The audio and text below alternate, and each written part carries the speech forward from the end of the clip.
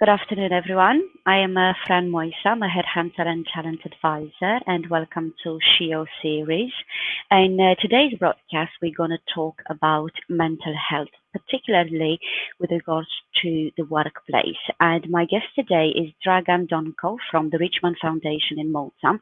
I'm really pleased that he has agreed to share his expert opinion with us and hopefully offer us all some tips and advice on how we can navigate this challenging period that we are experiencing in a better way. So without any further ado, I would like to welcome Dragan. Dragan, hi, welcome. Hi, good afternoon or good evening, almost. Almost good evening. How are you today? Not bad. A bit tired because the day is not over and I have one more important thing to do after. But it's a good day so far. All good. So let's not get you then too tired, and let's just dive right into it. But before we go into the ins and outs of mental health in the workplace, for those of us who are not aware of what Richmond Foundation does, would you be able to give us a bit of a synopsis of what you guys do at Richmond Foundation? Of course, it's a pleasure always to present the work. What we do, Richmond is a non-profit organization, so we're not a business in nature, but we operate as any other organization. We have employees, we have management, and we operate in certain rules. And Richmond was formed 27 years ago as a community mental health NGO working into the community mental health. And started small with one service 27 years ago. We had fewer employees, and our first project was called Villa Chelsea in Birkirkara. It's a lovely place just under the train station, the old train station in Birkirkara, and the place used to belong to the train master. So this was the first rehab facility out of the hospital, which was created in Malta back then, 27 years ago. And fast forward to today, we are nearly 100 people as employees, yes, and we also have a number of people at a part-time basis helping us. We have more than 5 hostels. Villa Chelsea is still there as one of our key programs, but we have created an outreach, which we call like community services for people living in their homes or in the community. We have a number of flats. We have a program for children with challenging behavior. We have the training center and the programs for employees and companies. So the organization is growing by the day, and in fact, the last few years we had a very, very, very big growth because the need for mental health services increased with the change of concept how we treat mental health in Malta. So we're moving from more hospital and medical based treatment to more treatment in community. So the needs increase. We would like, and that's our aim, people with mental health problems and mental health illnesses to live in the community because they don't need to be in the hospital. As an NGO, as you can imagine, we operate with our challenges and limitations, but we also have advantages because people like the way how we work. Our experience and knowledge across the years is massive, And many people who started from Richmond now manage one of the biggest agency in the social sector in Malta, or part of big teams of Mount Carmel, or have their own private practice. So we're a very good school for educating good professionals on mental health. That's great to hear. And as you've noticed over the last couple of years, you went through a rapid growth, and it has been due in part to the concept of mental health and the discussions about mental health becoming more mainstream. People becoming more aware that mental health does not necessarily mean that it ends up with the person being hospitalized, which kind of, let us say 20 years ago or so, that was the case. If someone said to you, or you knew someone that battles mental health, automatically our mind would go, the person would be institutionalized. Mhm. Whereas presently, due to the rise of awareness and the work of NGOs, charities, and so on, like Richmond Foundation, especially in Malta, you have been probably the most vocal in the local space about raising awareness of what mental health is, how it manifests, and how we can embrace this challenge in a constructive way without labeling, and help people to integrate no matter what stage they are in their struggles.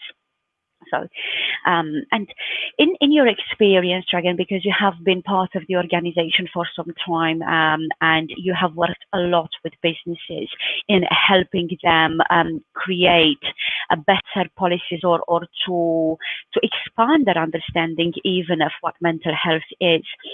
What have you found through your experience, and why is mental health an important subject in the workplace? Because I think from a personal perspective, we all understand its importance, but how does it apply itself to our business life, to our professional life?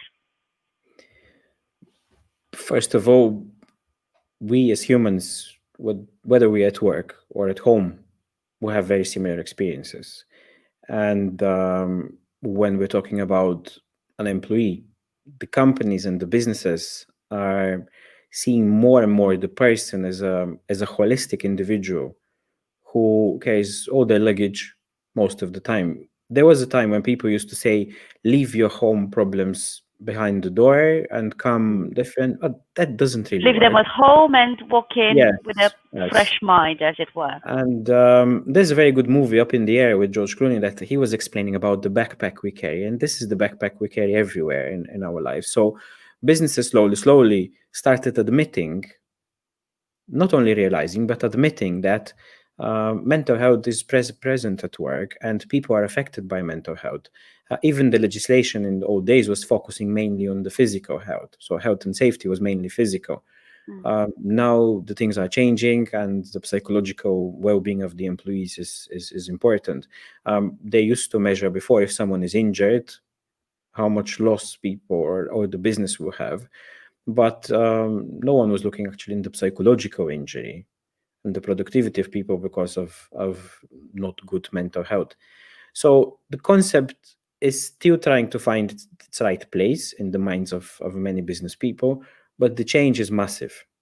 I'm happy to say that the changes we notice in Malta in terms of how employers and employees as well are recognizing mental health at the workplace is really big, and it's positive. We see less and less cases of negative attitude towards mental health at the workplace. Still, we need to change quite many things, quite a number of things.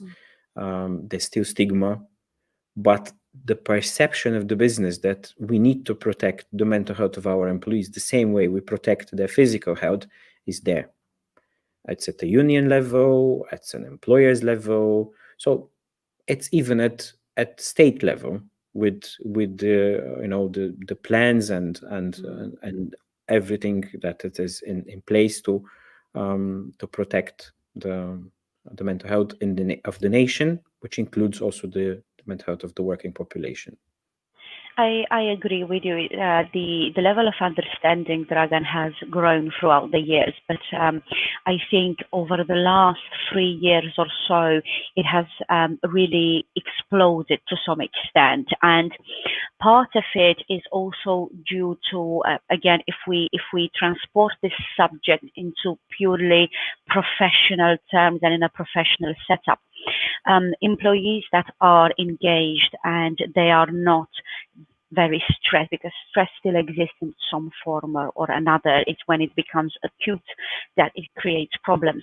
They do have better productivity, they do communicate better. So companies themselves have realized, whether through direct examples or through becoming aware by the numerous studies published by esteemed universities and researchers as well, that an employee who is experiencing well-being at work will also in return provide a better performance. They will be more engaged, and at the same time, the retention staff rate is also higher for the business as well.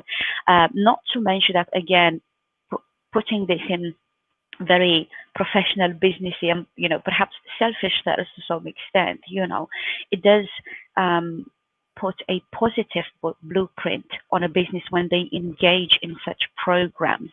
It puts them in a much better light from a social perspective and from a customer perspective as well.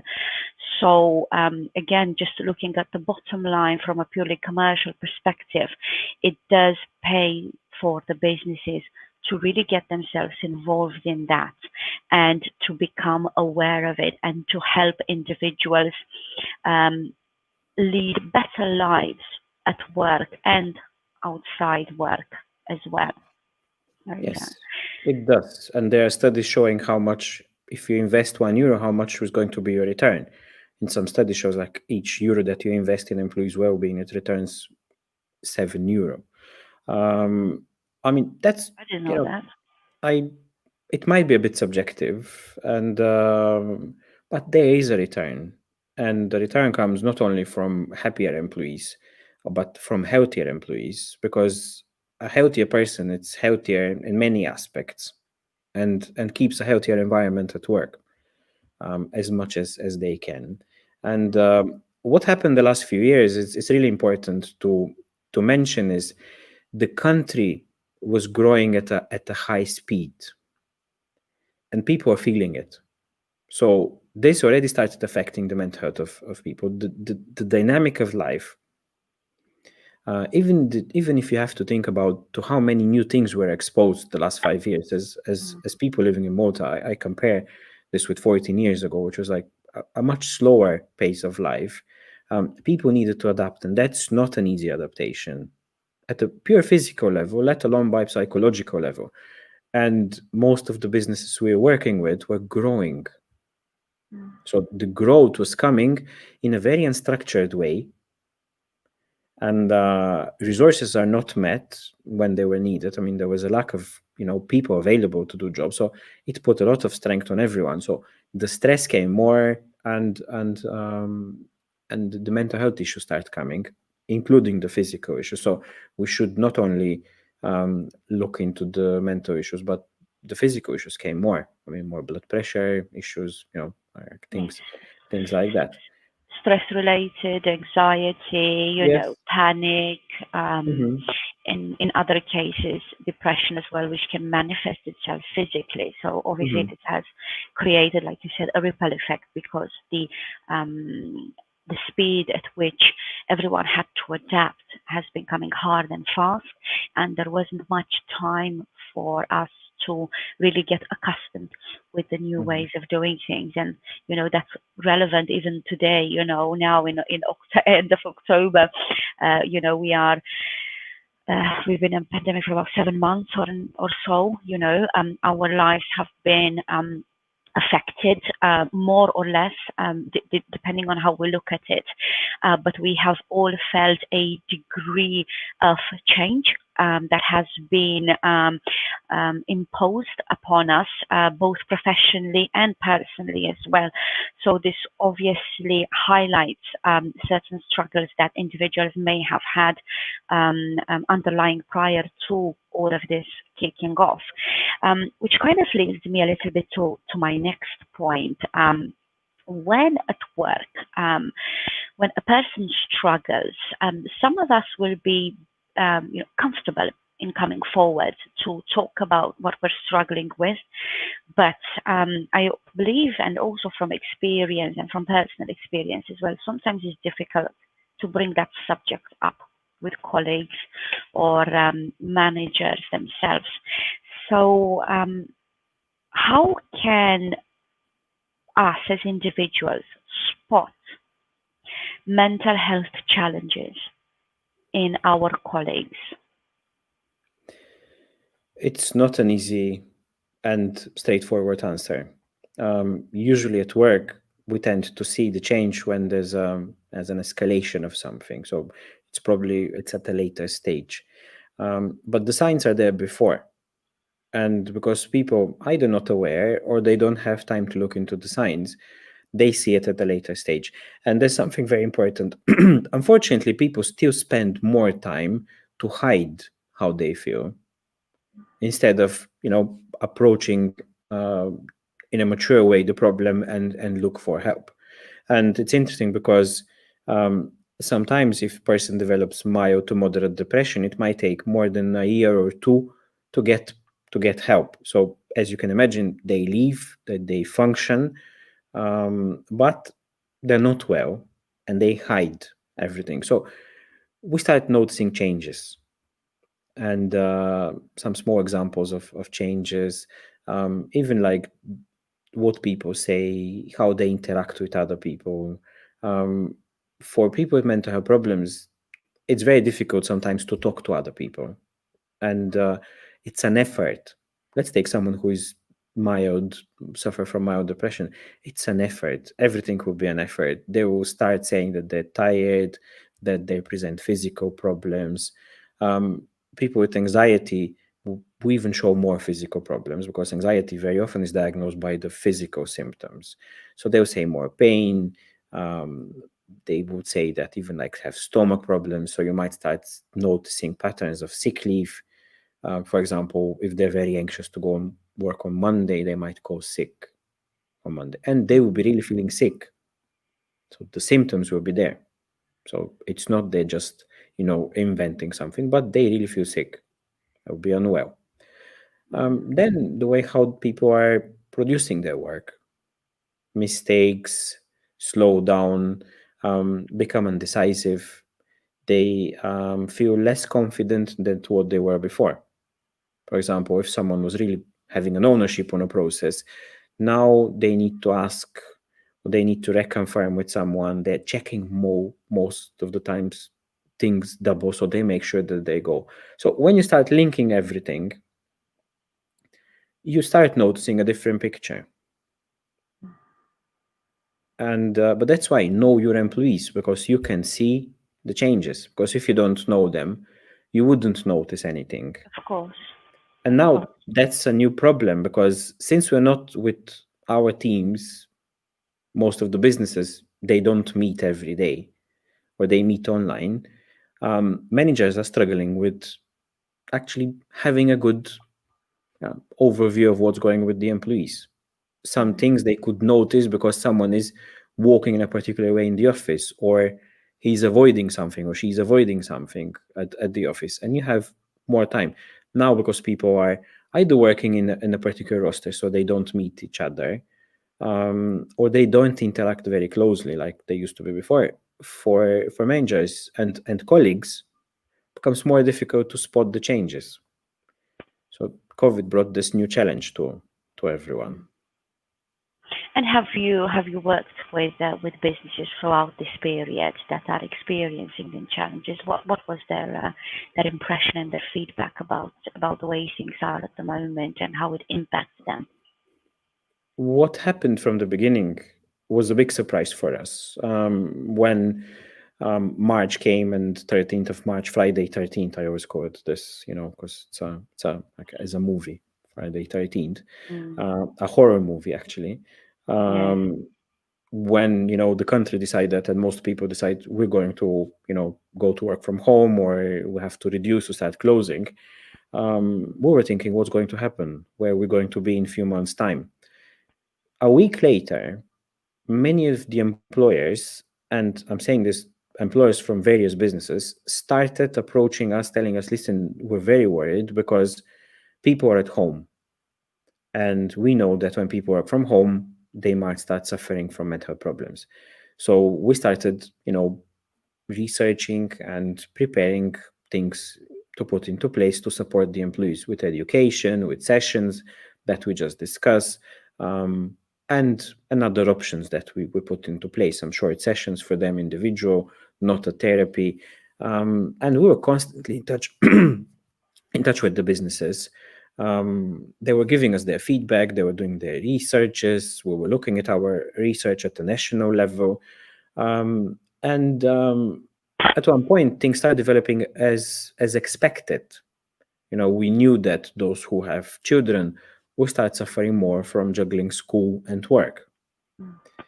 And if you remember, everyone was very enthusiastic the first few weeks, and you can see things like change your life, do things, time to rest. Yes, But yes. for many Get a people, it course, didn't happen. learn a new Uh, skill, and yes, that's yeah, time yeah. to slow Just add, down.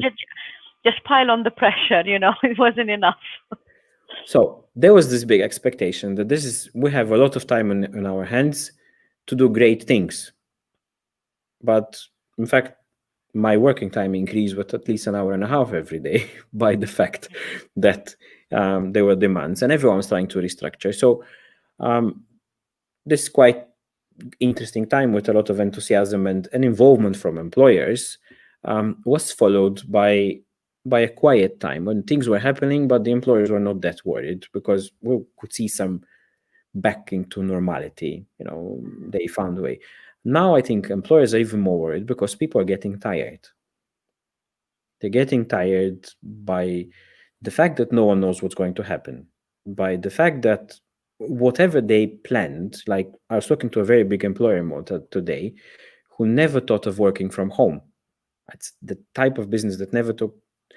They just told me that they closed their office and they are probably going to go back after Christmas or mid of next year. So everyone is still working from home. So this is 7-10 months. We might end up with a year for some businesses, and managers are stressed, employees are stressed. So we're looking into getting more support. So that's what my main worry is at the moment is people are getting tired.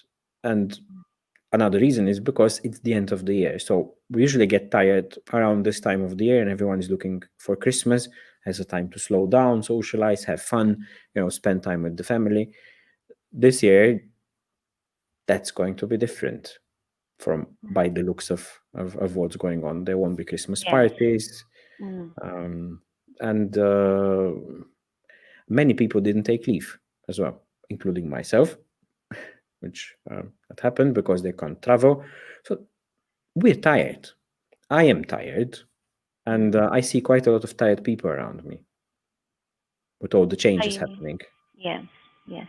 I think that is a general sentiment that fatigue has sort of set in, and we're getting to the point, albeit at the end of the year when normally things do quiet down, but everyone is kind of feeling these changes taking their toll on them. Like for example, what you've mentioned earlier with regards to working remotely, and I've noticed, especially myself personally. I don't know if anyone else has felt this way, or perhaps you had this feedback from your work in the community and with businesses as well. But whilst at the beginning it was, oh, I don't have to drive to the office, I save this much time, let's go online, we have the meeting online. Now, with someone, oh, let's have a Zoom meeting, ask for video. I'm like, no, I don't want to. I don't want to put my video on. I don't want to. It became very, I became very nervous and anxious about, I just did not want to engage. And I think that a lot of people are starting, to feel that to some extent. Like you said, businesses are worried about this as well. So how can we then communicate the challenges that we are experiencing, you know, because like you said, when we're physically with someone around us, we can make an effort and we can become aware of certain subtle changes in their behavior, such as not getting involved in activities that they would normally get involved in, not being their usual self, being more apprehensive than usual and things like that. But when we don't have that physical interaction, then it comes to a point where we either have to address it with each individual, or each individual needs to address it with the employer. So what is the best way to do that? Let's say from an employer perspective, how should an employer approach the discussion with an employee? So, many companies in the beginning started to simulate like a community feeling, and they try to create virtual environments where people can meet and start to to encourage. But for some it worked, for some it didn't. And then a lot of businesses placed more expectations on managers to reach out more to their employees, which put a lot of pressure on management. So this is another good point to make, that managers' well-being is also in danger at the moment. So it's not going well from what I'm seeing. So what we can do again, more personal contact, more checkings with the employees. We had cases when people had to be asked to start going to the office, for example, because they were not doing well from home. So we had to place some, when offices are open and they have a limited amount of people are asked to start going to the office, because managers could see them that at home it's not the best environment for them. So they were going to the office, was giving a bit of a respite. Businesses, what they need to do, and I'm seeing quite a lot of companies doing it, they need to put the message out for their employees that these things will happen, or they might happen, and they expect people to be open about them, and they have to give an example Mm-hmm. and protect people. So we're talking about increasing the psychological safety at work, which means people are free to speak and express Yes, their worries without being judged or punished for or this. punished. Yes. Yes. So the employer should lead, starting with the management. The management need to be educated on certain things, how to spot. Also, the management needs to look after themselves and put certain boundaries. For example, they should encourage people to stop working at a certain time, plan their working time properly, because when you work from home, The line is very blurred, yes, between when you start, when work when you starts finish, and when it finishes. yes. So more proactive messages from the companies, and this is happening. We're seeing it from a number of businesses. They even, then I was pleasantly surprised, around the World Mental Health Day, 10th of October, a lot of businesses went out with blog posts about their efforts they do about the mental health of their employees. So we're normalizing the topic with this. It happens, everyone can happen. I've seen a number of senior managers sharing experience on virtual meetings with their teams, what they are going through. And if my manager can go through this and he's or she's not afraid to say it, it's more likely for me to go and speak up and look for help. So Absolutely. the effort, we still need to do a big jump into this.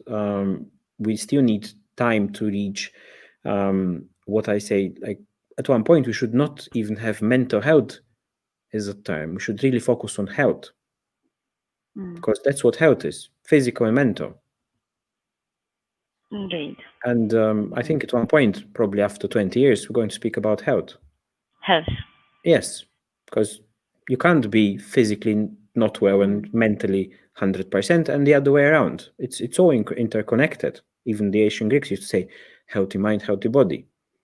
indeed, So indeed. yes, so they have to be equal. Not to say mental health or physical health. Health. People need to be healthy at all levels, and that's where the businesses should go, promoting good health at work, tackling Mm. all the aspects. Again, my main worry is about people at leadership roles at the moment, because this is picking up a A lot. lot of pressure, and it's a lot of pressure on one's shoulder, to they're struggling themselves, but they have to keep strong for their team as well. They Hmm. have to find that balance between looking after themselves and looking after the people around them. To some extent, it's like parents. We have to be well ourselves in order to look after our children, and sometimes finding that balance can be hard. Hmm. Um, and what sort of support does Richmond offer then to leaders and businesses? Do you have maybe some courses or any programs to help them through this period and give them some coping strategies that they can use? Hmm. We have probably one of the oldest and biggest employee assistance program in Malta, something that started nearly 20 years ago, as a something made for one company and currently service more than 90 companies. Oh, wow. Okay. Uh, and we see around 200 to 250 employees every month, which are coming Wow. for therapy, yes, from various businesses. And this is a steady growth across the years. Um, we also have training programs. Like one of our most used courses are mental health first aid at the workplace, which is an international, very much research-based program.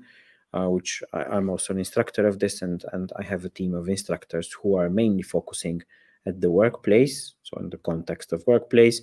So we've seen management trained and employees trained, and companies get accredited as a mental health first aid workplace, a skilled workplace. Then we approach each case individually, especially when we support management with education and consultancy as well. I'm calling it consultancy and sometimes guidelines. Okay. And we discuss with them, we guide them what to do, and even how to do certain things themselves. We support companies to implement policies, deliver the right message in a good and modern way, and we even help them to change the language about mental health, that is used in a positive way.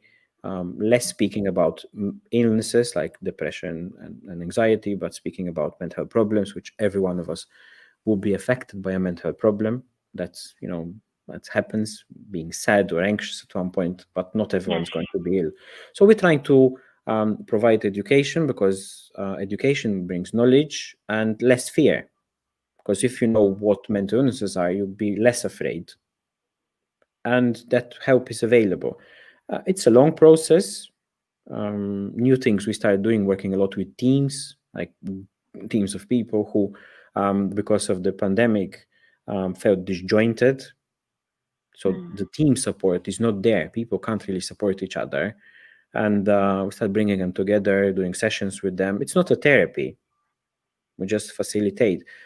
Even coaching, um, doing coaching with some leaders about things at work and things in their life, which is Mhm. quite important. I had a few people who I coach personally, and m- majority of cases come with a lot of anxiety. There's a work-related issue that we need to coach, but there's underlying anxiety, and that's a good sign that coaching can be used, and leaders and managers can use coaching skills to support their employees as well. So there's quite a lot of things. And if I can take you back a little bit, Dragan, because I think you've made a very interesting point about language, and you uh, train and coach business leaders and businesses in communicating. And you've mentioned language. Could you give us perhaps some examples of, you know, um, positive language that creates, a better atmosphere. You know, For example, starting from a very basic language, we don't call people crazy. We call them people experiencing mental health problems. You know, we don't call the hospital mental hospital, or any other words other mm, than a hospital for people with mental health problems. Even telling them who are the professionals who can help. Sometimes people don't know a GP can help, and this normalize the thing. So it brings a different language. Um, Calling people he's depressed, for example, no, he suffers from depression, or mm, many examples like this, and mm, even like you don't call the professionals shrink because that's mainly coming from the movies. Call them psychiatrists, psychologists, psychotherapists, educating people that you can visit a psychologist even if you don't have a mental problem, for your own personal growth and processing things that you find important in life. mm, A lot of education, proper, even, some people don't realize that mental illnesses are illnesses. They are real illness, like diabetes will be. mhm, So that's also normalizing the language. So we have a good exercise where we match physical things with physical and mental health problems, so people can understand how they equally affect the person. If you have back pain, and probably mild depression can also have the same debilitating effect on you at some stages, and it helps people to understand, and it corrects the way how they think about, and believe me, majority of people witness mental health somehow in their life, mental health problems, mm. being a relative, being a colleague, being a friend. So every one of us faced mental health problems at one point or another. So people are quite aware that they're common.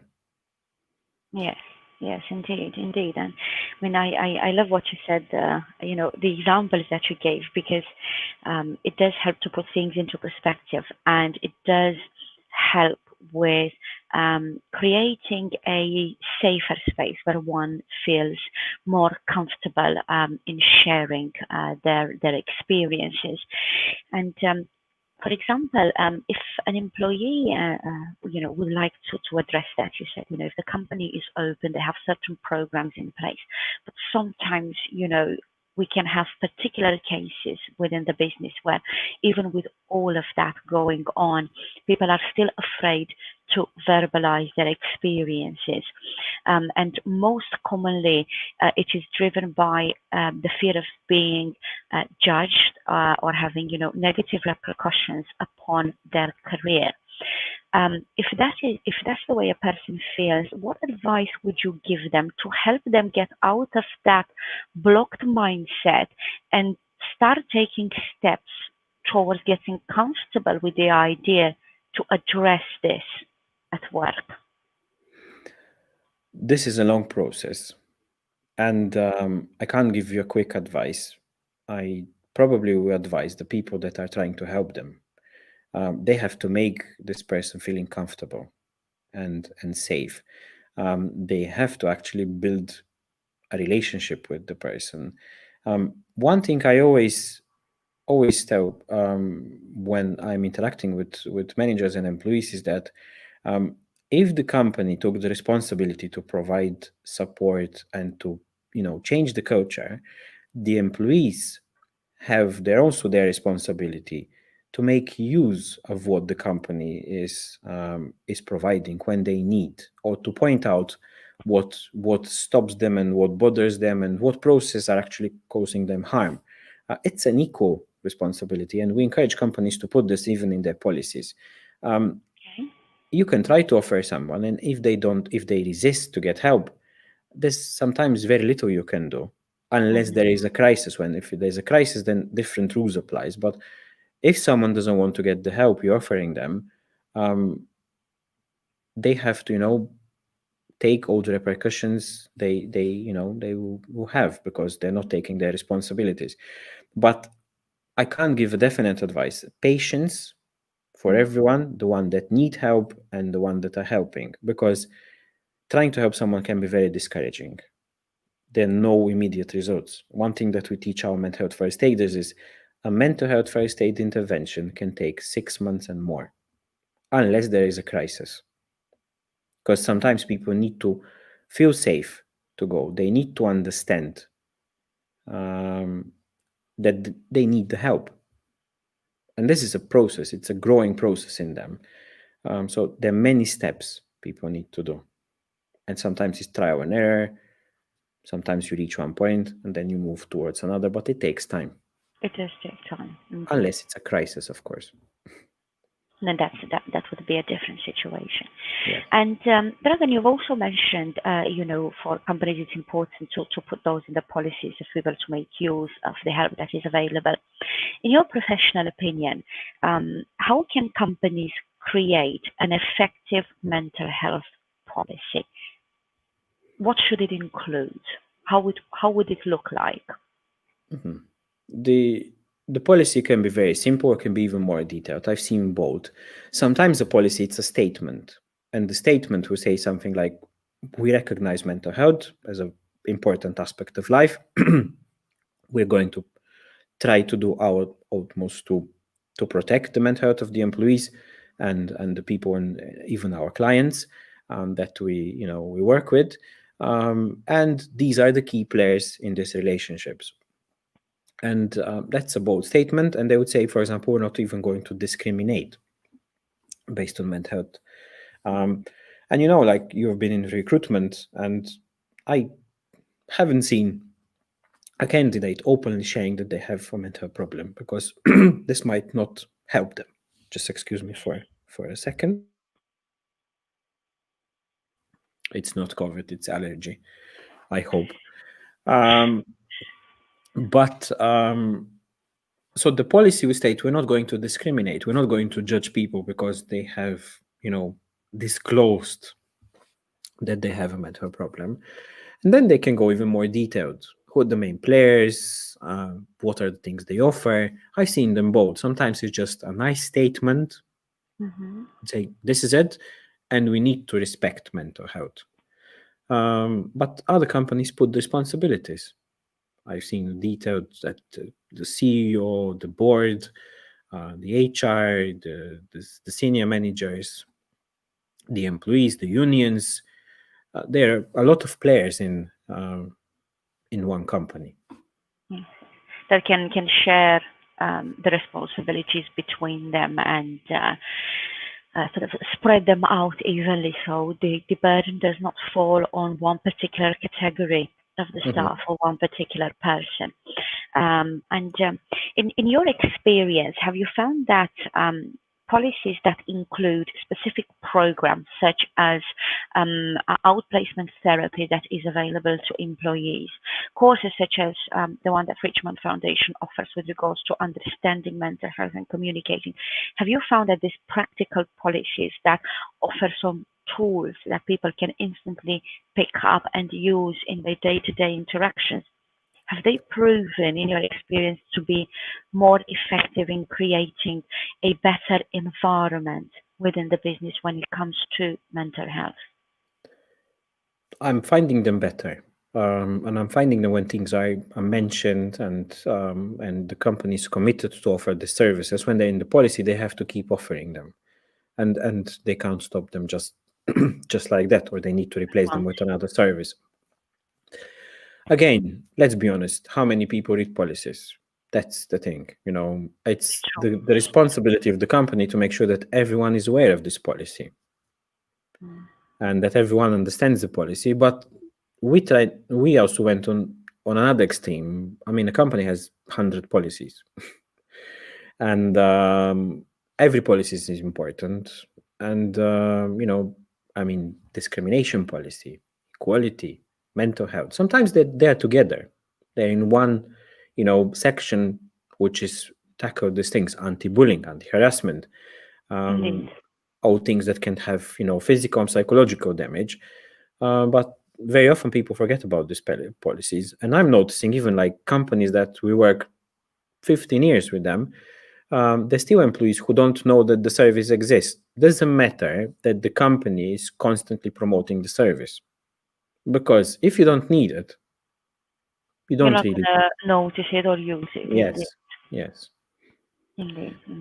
And So it's important then to remind people of the help that is available to them, of the tools that the company puts at their disposal to make use of, and how they can access those as well. mhm. So it's a non-stop process. And some of the companies do an effort every month. It's like a That's very small thing once a month, which we help them by supplying them with some materials that they disseminate to the employees every month. But again, depends on the company. Sometimes I see changes in a company, and all of a sudden the communication improves and people start coming. But you might have someone in the company who receives them but doesn't make use of them because they don't see the importance. But then you have a person that has understanding how important it is, and then you see increase of number of people coming for the services because the information is sent correctly to everyone. indeed, indeed, Dragan. We are nearing now the end of this broadcast. If anyone has any questions that they would like to ask, I encourage you to type in the comment section, either Facebook or YouTube, depending on the platform that you are watching this broadcast from. I say as a closing note, if you will, Dragan, what is one piece of advice you would give businesses during this time? If you could give them just one single piece of advice, what would it be? Stay more connected with your people, know more your people, know them well, and don't be afraid to be vulnerable, even as management and business owners, because I'm sure that you're experiencing everything that everyone else is experiencing. Take care of yourself, but also take care of your employees.